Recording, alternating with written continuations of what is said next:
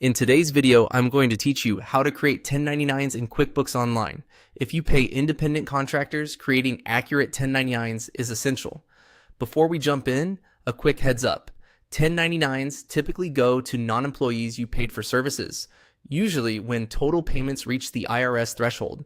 It helps to have each contractor's W-9 collected and their legal name, address, and tax ID ready. QuickBooks will guide you through the rest, but these details ensure a smooth setup. Start on the Get Things Done page in QuickBooks Online. Move your cursor to the More option to reveal additional tools. Depending on your screen size, this might appear toward the top or right side. Hovering here expands a menu that includes what we need for filings. Next, select Expenses and Bills.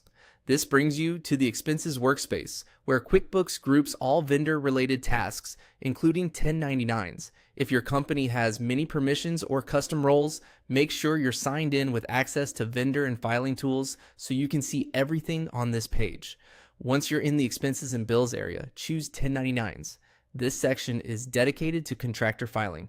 If you don't see it immediately, scroll the page or check the tabs across the top. Opening 1099s launches QuickBooks' built-in workflow that collects the information required for your forms. Now, click Prep My Own via QuickBooks.